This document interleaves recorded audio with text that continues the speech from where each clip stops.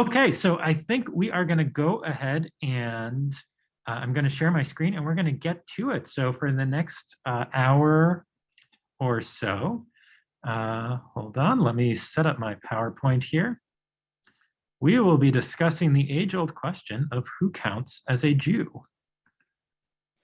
So let me share that and I will start the slideshow. All right, and thumbs up if you are watching online. Can you see the PowerPoint, who is a Jew? Yes. All right, thank you, Sherry. You are my Greek chorus, is that the right phrase? So thank you very much for the encouragement, always good to know. Who is a Jew? And I laughed when I was writing this because it looks like I answered my own question with myself. That was not my intention, but I also didn't change it when I saw that little joke. So this is what we're talking about. And before we get to it, I want to share just a little note on biases, and specifically my bias as the instructor here, or what some of my potential biases might be. So a little bit about me, and I'll explain why I'm sharing this in a moment. So I am the product of a, drum roll, a Jewish father and a Catholic mother, which means, according to halacha, Jewish law, and in the opinion of a number of Jews, or I would dare say many Jews in the world, that yours truly would be a non-Jewish rabbi. Why am I sharing this with you? Number one, this is why this topic interests me. I do have a strong personal connection to it. And number two, as we talk about the issue of who is a Jew, this is a touchy subject that a lot of us, or a lot of folks, can feel self-conscious or insecure about their own Jewish identity. I don't feel I'm truly Jewish, or I'm a good Jew, or enough of a Jew.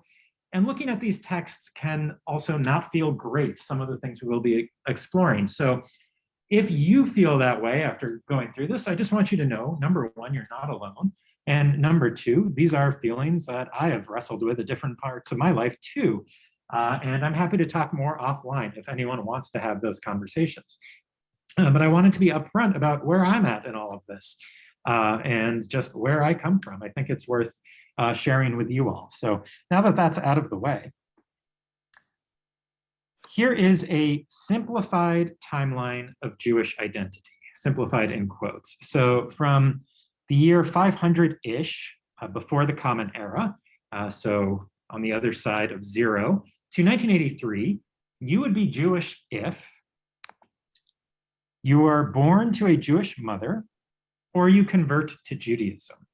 Simplified timeline again. So how do you know if someone is Jewish or not? From this time period, you are Jewish if your mother was Jewish or you converted to Judaism. And then going along with our simplified timeline, 1983 of the Common Era, to be clear, the Reform movement redefines Jewish identity, quote unquote. Again, this is all simplified here. And therefore, after 1983, according to the Reform movement, you are Jewish if you are born to one Jewish parent. So not only a Jewish mother, but also a Jewish father. And there's an additional part to this. And you were raised Jewish. So it is no longer a matter simply of ancestry, according to the Reform opinion, or the Reform policy adopted in 83, but also upbringing.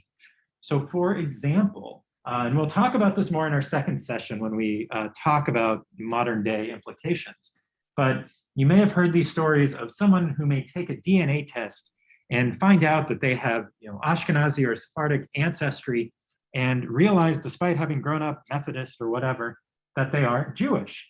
And according to some Jewish opinions, and frankly, non-Reform Jewish opinions, if that lineage can be traced matrilineally through mothers, then yes, that Methodist is in fact Jewish. And in that case, the Reform movement would say, no, that person is not Jewish. That person could become Jewish, but that person would not be considered Jewish according to the Reform movement's policy in 1983, but that person would be Jewish according to other denominations. So that's an important part that gets lost here, that the Reform movement actually limited, in some way very greatly expanded who counts as a Jew, but also limited. So there are people who would otherwise be counted Jewish, but are not, according to this definition. And of course, the second part to it, you convert. So that remains the same. You're Jewish according to the Reform movement if you are born to a Jewish parent or raised Jewish, or you convert to Judaism. So that's the simplified timeline, right? But nothing is ever so simple. So question we should ask is, what happened before 500-ish BCE? Judaism did not begin in the year 500 before the Common Era. It's long older than that. So how was Judaism defined? Who counted as a Jew prior to that? So again, our definition after 500 BCE is you're Jewish if you were born to a Jewish mother or you converted, but prior to 500, neither of these are the case. There is no evidence for either of these to be true prior to the year 500. So let's get into that. And here's a quote from Shai Cohen. I'll be quoting from him a number of times tonight. He's an expert on the subject. The pre-exilic portions of the Tanakh are not familiar with the matrilineal principle. Don't worry, I will be translating this. So pre-exilic means the period before the exile in 586 BCE, the Babylonian exile. So prior to that event, the Tanakh, meaning the Hebrew Bible, has no record of the matrilineal principle, meaning matrilineal descent, meaning the whole concept that you're Jewish if your mother specifically is Jewish. No evidence of that is Shai Cohen's statement, and he is far from alone in saying this. He was just the person I chose to quote in this. And then this comes from Louis Epstein, I'm not totally sure how he pronounces it. In the patronymic family system, which was general throughout the biblical period, the child of an intermarriage followed his father and was equal to his brothers in all respects. We infer this not only from absence of any instructions to the contrary, but also from a number of family records in the Bible where children by heathen mothers, I apologize for that language, but let's translate that as non-Jewish mothers, rank as fully legitimate members of their family, of their father's families, without any discrimination whatever.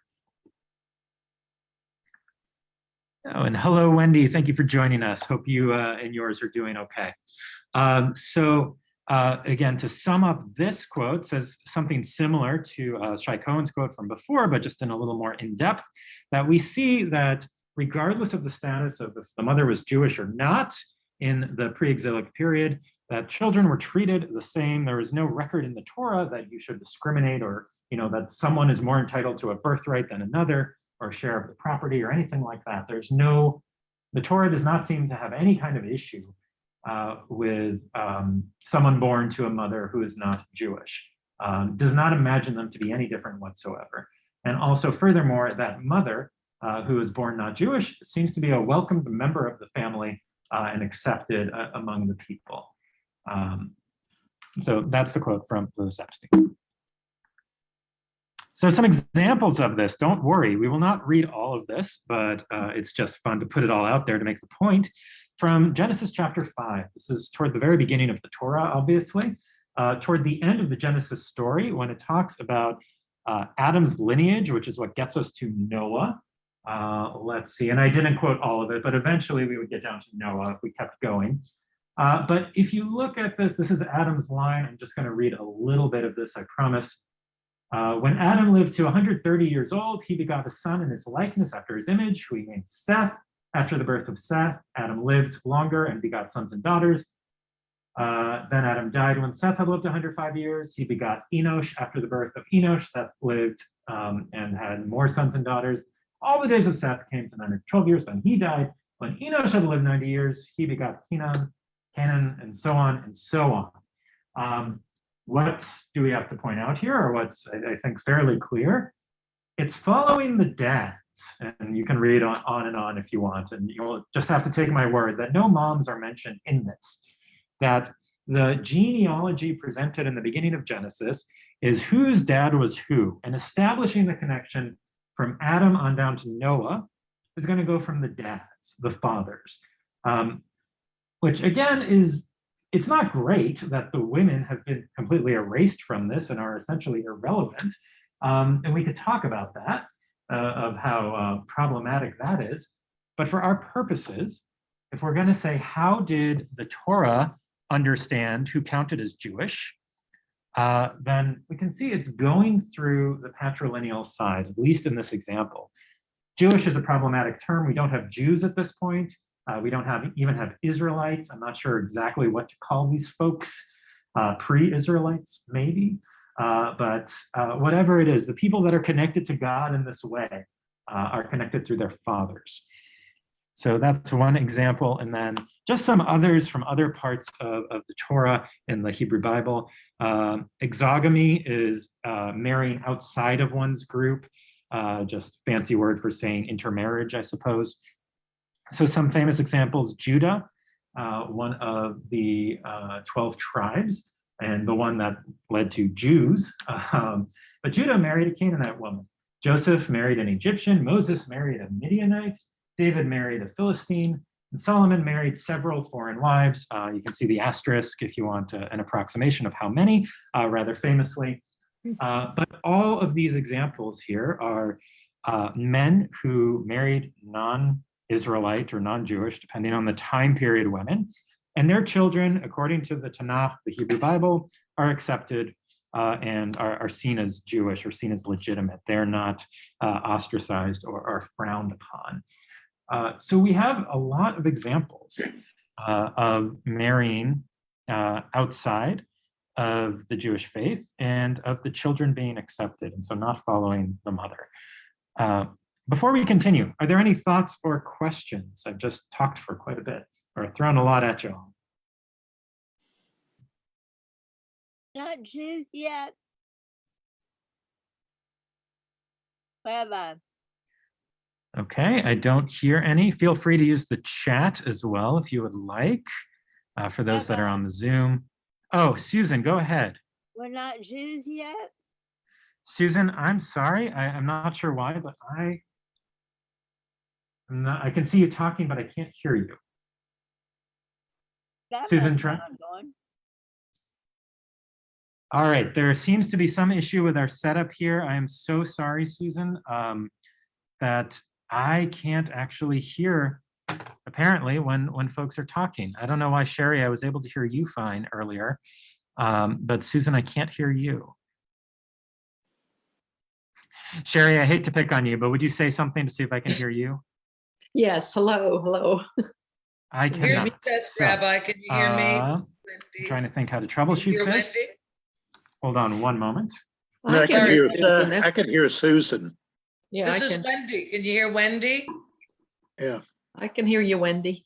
Yeah, we can hear each other. We can actually hear Susan. I think it's just that you All right, haven't been able Sherry, to. would you speak one more time, please? I'm sorry. Okay, I am terribly sorry for the technical issues. I'm not able to hear anything at this point.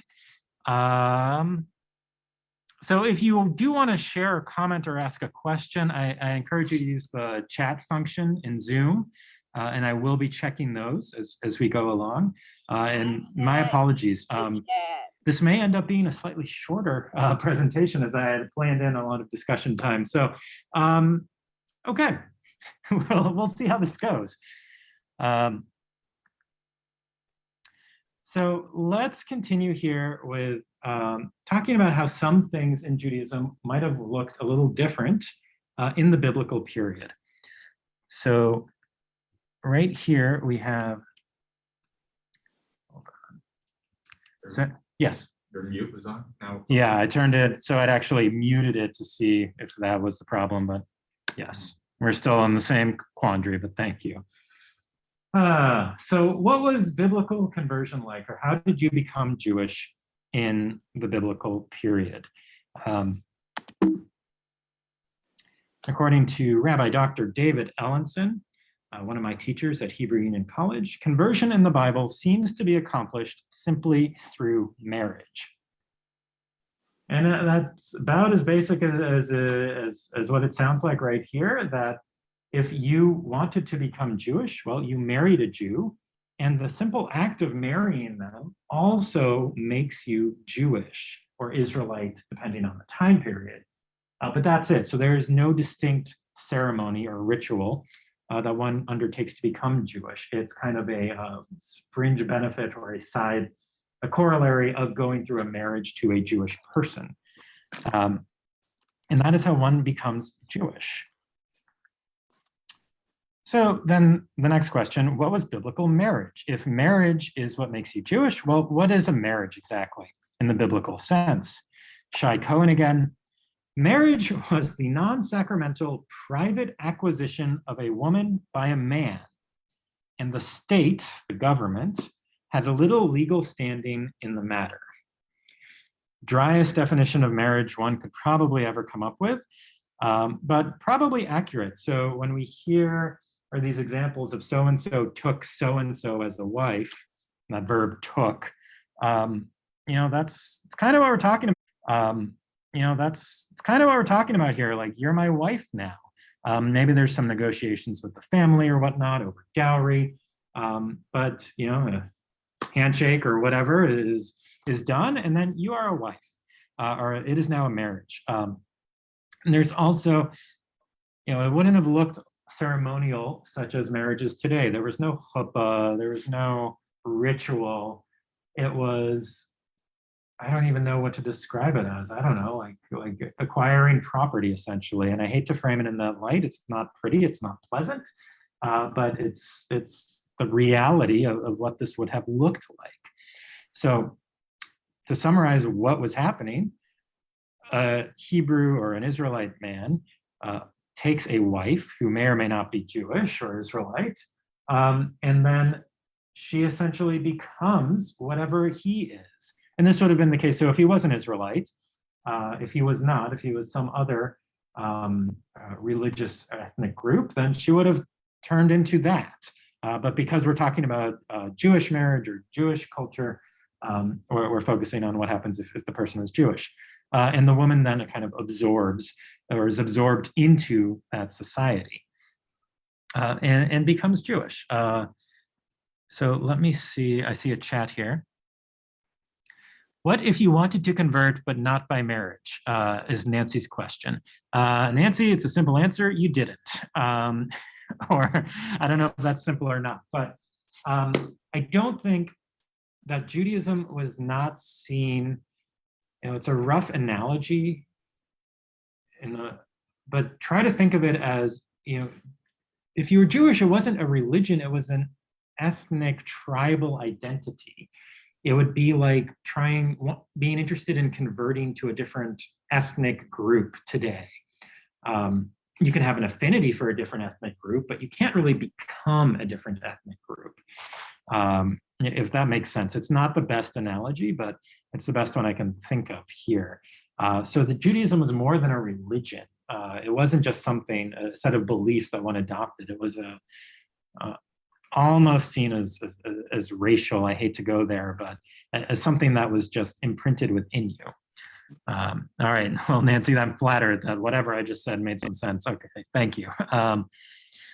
But that's the long and short of it, that I don't think, granted I wasn't there then, but that people would have even thought that way of like, oh, I want to become this, or I want to change, transform. It wasn't something that people could conceptualize of. So in summary here of what we've discussed so far, the Torah understands someone to be an Israelite if they are taken as a wife by an Israelite man, or they are the offspring of such a union. And I'm hesitant to call it a marriage, but of such a union. And in either case, then you are considered fully Israelite. There's no qualifiers, there's no concern. And again, these examples, like the ones I showed, of famous Israelites, like Judah or Moses, like there's no commentary in the Torah that they did the wrong thing, and there's no punishment for their children, or their children are not seen as any less legitimate as a result. So that's kind of the Torah's view, that you're Jewish basically based on who your dad was, not who your mom was, or you're Israelite. Which leads to the question, or two questions. So where did matrilineal descent come from? And how do people defend it?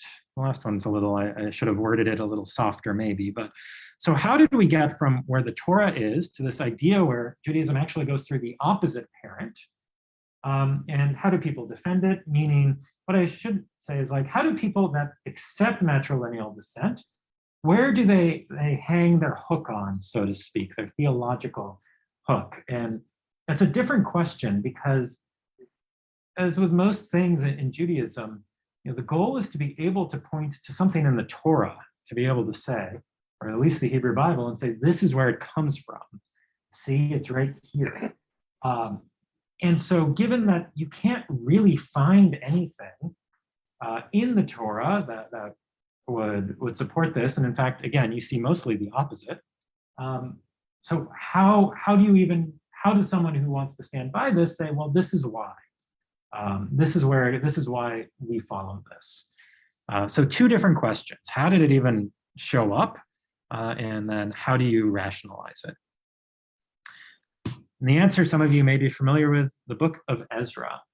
There are two passages here taken a little bit apart, but here they are. Then Shechaniah, son of Yehiel of the family of Elam, spoke up and said to Ezra, "We have trespassed against our God by bringing into our homes foreign women from the peoples of the land.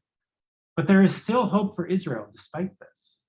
Now then, let us make a covenant with our God to expel all these women and those who have been born to them."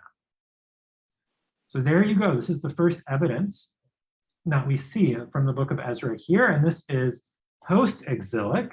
So I mentioned 586 BCE was the exile to Babylonia, and then a few decades later, Jews were able to come back thanks to Cyrus, and this is where Ezra shows up and trying to decide now to recontinue Jewish life in the land of Israel. What is to happen? So that's setting the scene here. So we have this. So I just read you the first half, and I'm just skipping a few verses where some other drama happens, but just for our purposes, look it up on your own if you'd like, but I don't think it really detracts from what we're going for here. So then after hearing this, Ezra the priest got up and said to them, meaning the Israelites, "You have trespassed by bringing home foreign women, thus aggravating the guilt of Israel. So now make confession to Adonai, God of your fathers, and do God's will, and separate yourselves from the peoples of the land and from the foreign women." Okay, so this is traditionally seen as the basis right here for matrilineal descent, or why it would be that, if you are Jewish, it's because your mother was Jewish. And if your mother wasn't Jewish, then you are not Jewish. That's the negative version of it, which is what we see here. So if your mother was foreign relative to the Israelite community, then well, so are you. And people point to this as the evidence. It's not the Torah, but it's the Hebrew Bible, so it's something. It's certainly more authoritative than if it weren't here. But there are some issues with this, and I'm sorry again that I can't hear from any of you all who may have seen it or may notice it, but there's kind of a glaring discrepancy here between the two sections. That the first, it's Shechaniah, son of Yehiel, which if you've never heard of him, essentially neither has anyone else. He's not a particularly prominent figure of any kind in the Hebrew Bible. He's just a guy.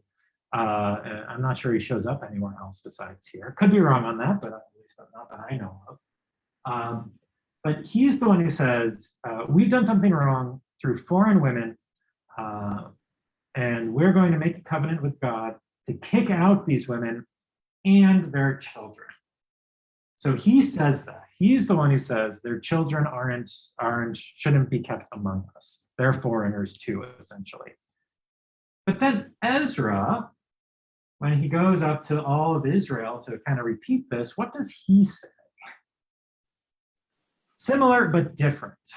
What he says is, you'll kick out the foreign women, and he leaves off the part about their children.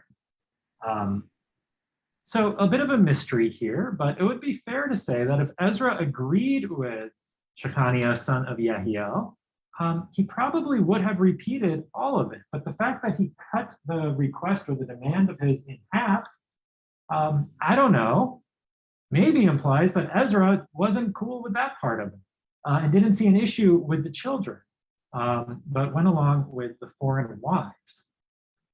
Maybe. So that is maybe the most glaring issue that we have for those that want to say, well, this is the source, the legitimate source of why Judaism, why we track Judaism through mothers and not fathers.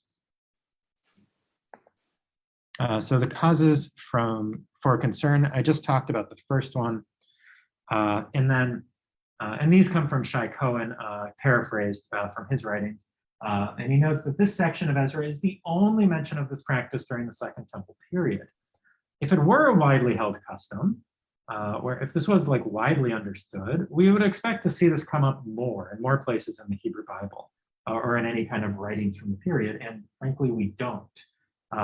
This and only this is where we find it. So, I guess it's, what's the evidence that is not circumstantial evidence, I suppose. But it's curious that we don't see this mentioned anywhere else. So 2 concerns there. And that leads us to the question, where did matrilineal descent come from? If you are willing to say we don't buy that it came from here, then where did it come from? And so here, what we have is the first real earliest known authoritative statement supporting matrilineal descent. Matrilineal descent, the idea that we track Jewish lineage and who is a Jew based on the status of the mother. And this is in a section, Kiddushin, which talks about all sorts of things related to marriage. So from 3rd chapter. Now read here, and if you're wondering why it's all funky with some words in bold, from this translation, the bold words are essentially the actual words that are in the Mishnah, and then the non-bolded words are added in to kind of add some kind of context to make sense of it. So, if you want to play a fun game, try to read just the bold words and see if you can understand what it's trying to say.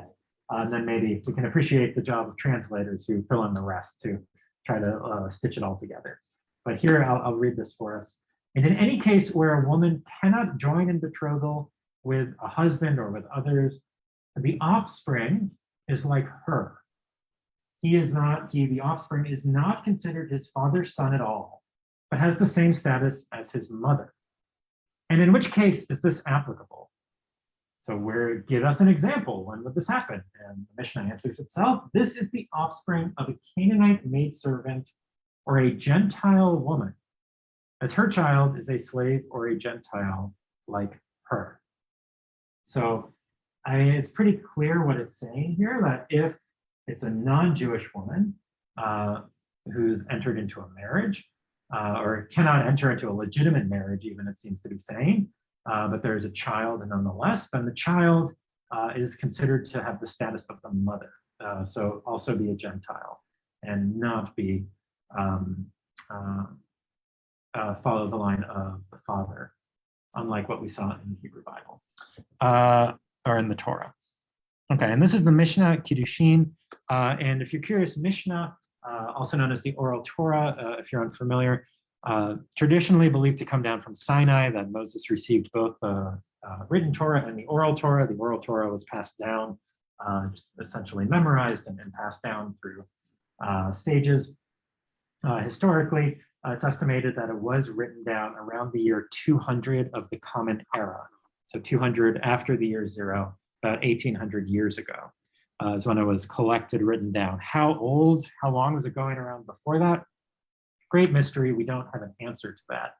I can't imagine it was all just invented the same time it was written down. So I'm sure it existed prior to that, or various parts of it did in different forms.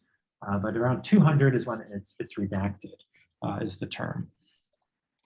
So here is the matrilineal mystery. There is no evidence of matrilineal descent during the Second Temple period, or before it, obviously. But by the time the Mishnah was redacted in the year 200, The practice was common enough to be recorded in the Mishnah without citations or debate. By which I mean that the Mishnah just says, like, this is how it is, and there's no dissenting opinion recorded, and there's no effort to say, and this is why, which is kind of surprising.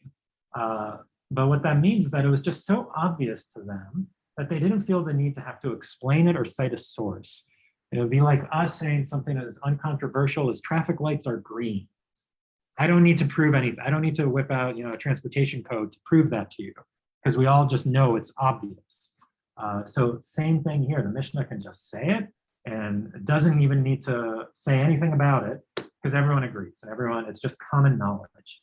So that's the mystery here. How did we get from something that there's no record of it existing, to all of a sudden being the law of the land, so to speak, a relatively short time later, and no explanation of how we got from there to here.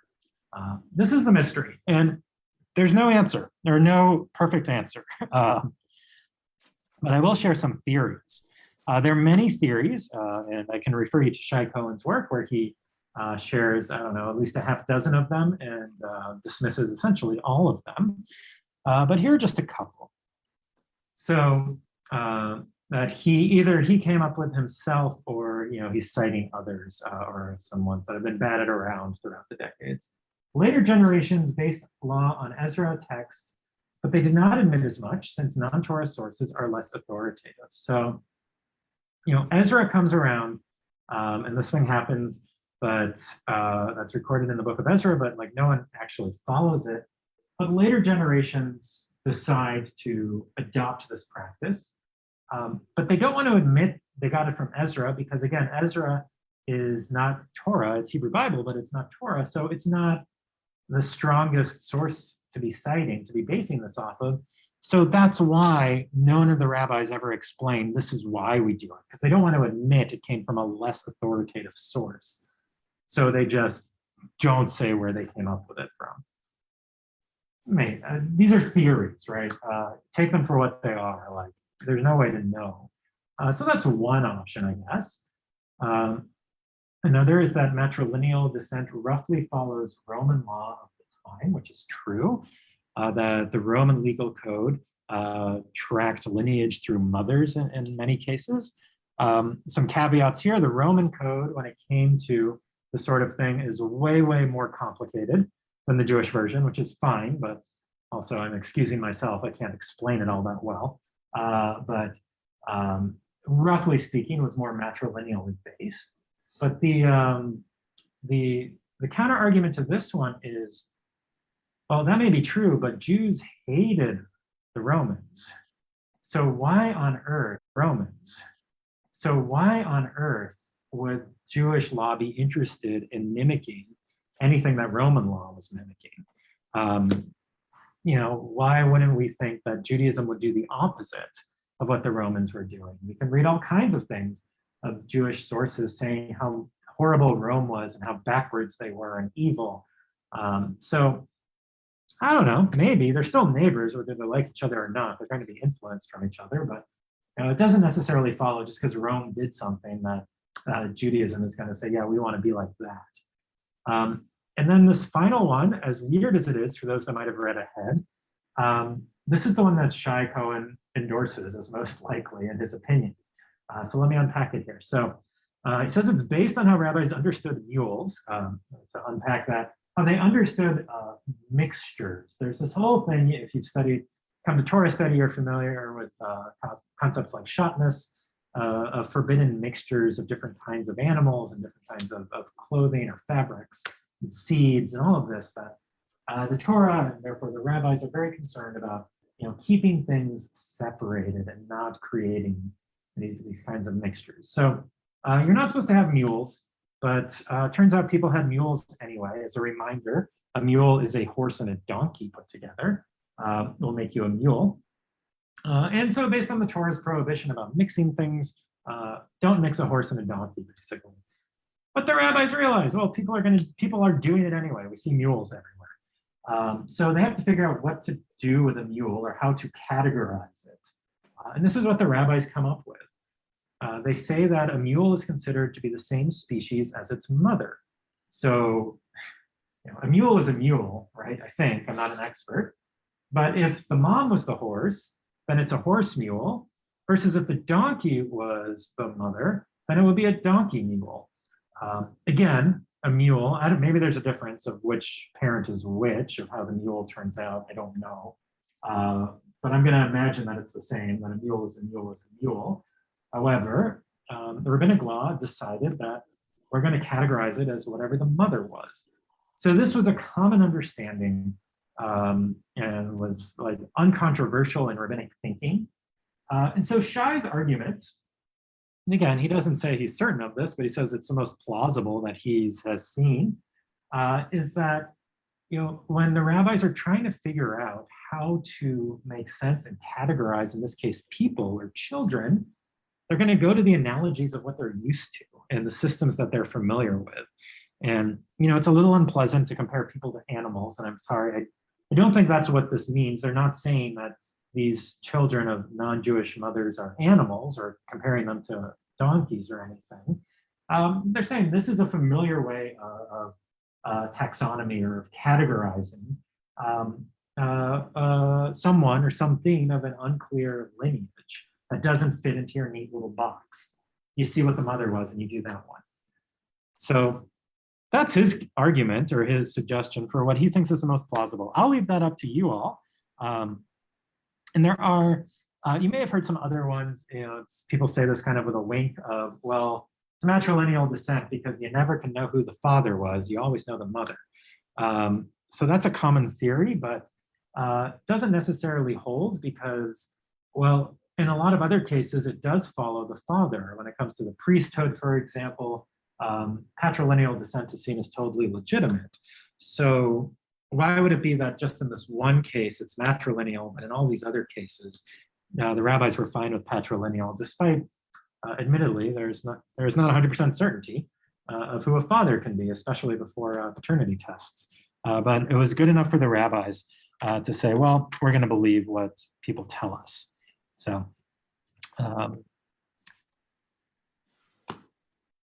this was the status quo for 2,000 years, give or take, from the time that the Mishnah appears to 1983, approximately. And so I guess 1,800 years or so. You're Jewish if your mother's Jewish, and you're not Jewish if your mother is not Jewish, regardless of your father. So why did this go on for 2,000 years without being challenged? And the answer is that intermarriage was not a practical concern or issue, namely because it didn't really happen all that much. I don't want to get too controversial here. I'm not saying intermarriage is good or bad. Well, I am saying I think it's a good thing. I'm the product of one, as I said. But it's not because Jews felt that they should only marry other Jews. It's nothing like that. Or previous generations were more committed to Judaism. No, it's because there basically just weren't opportunities or options for the most part. It didn't matter what Jews thought or didn't think. They didn't really have many choices here. So why not? I mean, part of this is Jewish history that we're pretty familiar with. That Jewish communities were isolated from their neighbors in terms of where they physically lived in Jewish ghettos, essentially, or shtetls or some equivalent. So they didn't really come into contact with non-Jews much. They often spoke a different language than their neighbors, obviously had totally different customs. They dressed differently, they ate differently. We could go on and on. That there just wasn't much socialization between different groups. So, how would a Jewish person even get to a point where they're marrying a non-Jewish person? Not that it didn't happen, but this was not happening often through most places and through most time periods. And when intermarriages did happen, which of course they did, the couple would likely be ostracized from both communities, and the religious status of the children would be irrelevant. Because if you're not accepted here and you're not accepted there, well, what does it matter what your children are seen as? Because your family is not welcome in this community regardless. So, not saying it's pretty, it's not, but it wouldn't have been an issue in terms of, well, how do we categorize, or what should we do for these children? Because you didn't see them because they were kicked out of your town. And I think about it like, for example, in Israel today, there is no still, maybe changing, as we've been saying for a while, but there's no equivalent of civil marriage. That there's only religious marriage. So in Israel, if you're going to be married, you're going to be married in Israel by either a rabbi, an imam, or a priest or a minister, or a religious figure in some other religious community. But what that means is, and on the Jewish side, it means it's an Orthodox rabbi, which is the stream of Judaism recognized by the state of Israel. But what I'm getting at, why I'm bringing it up is, maybe there's one, I haven't heard of it, but I don't think there's any minister or any religious figure who would agree to a intermarriage. Certainly not on the Orthodox side, I can say that with some certainty. But I don't think on other religious sides too. So if you did want, in Israel today, if you wanted to form an intermarriage, you can't do it without leaving the country. You can go to Crete or you could go anywhere else in the world and do it. And your marriage would then be legally recognized in Israel. But you couldn't do it in Israel because there's no equivalent of a civil marriage. It's only a religious ceremony. So why bring that up? I mean, imagine there weren't civil marriages there was no concept of it through most of human history. It was all a religious affair. And so before you could hop on a plane to go to Crete, if you wanted to, get around it, you couldn't even get married. Who's going to marry? No rabbi is going to do that. And no priest is going to do that. So, an intermarriage in like the strict sense just didn't happen. Now that didn't mean people didn't fall in love and run off together. But again, I don't know. It's a civil union. I don't know what to call it. None of these terms really work because these concepts didn't exist at the time. But it is not a sanctified marriage in a religious sense or a ritualized sense. Just because there's no one that would have been there to officiate it. So that is why for 2,000 years, give or take, this wasn't really challenged and wasn't really much of an issue because there just wasn't an opportunity there weren't hordes of people that fell into this category of having a lineage of a Jewish father, but a non-Jewish mother. There were some, but they were essentially ostracized. So that's not fair, it's not just, but it wasn't enough to rock the status quo and force the community to do anything. And that's why the precedent held for so long, because there was no reason to challenge it. But that, of course, does change. And that takes us to what we'll talk about in 2 weeks next time, what the Reform movement changed in 1983, why they changed it, and the consequences of doing so. And we can't blame or celebrate the Reform movement entirely for this. We'll talk in depth about what they did, but this is a result of recognizing that the world had changed and that there were now people, many, many, many people who fit into this category where there hadn't been before. And there is some history there that we'll gloss over a bit, but when it comes to emancipation of Jewish communities now being welcomed or stepping outside of the ghetto and the shtetl and being part of the larger society in Europe and in America.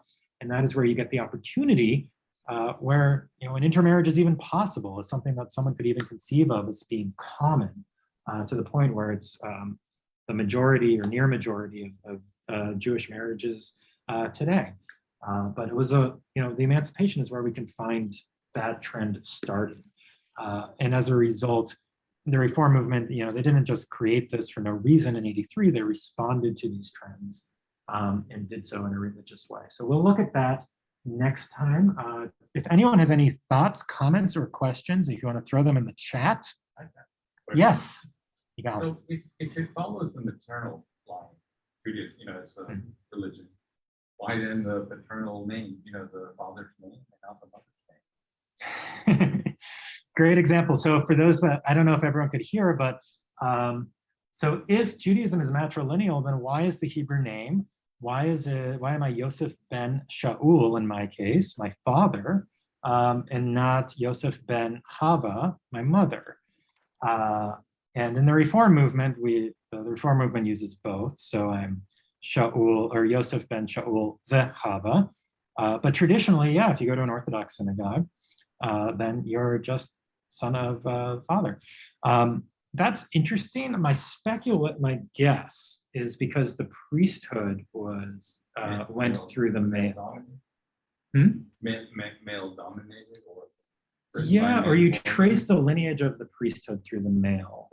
So, and I guess the tribe as well, furthermore, goes through the male.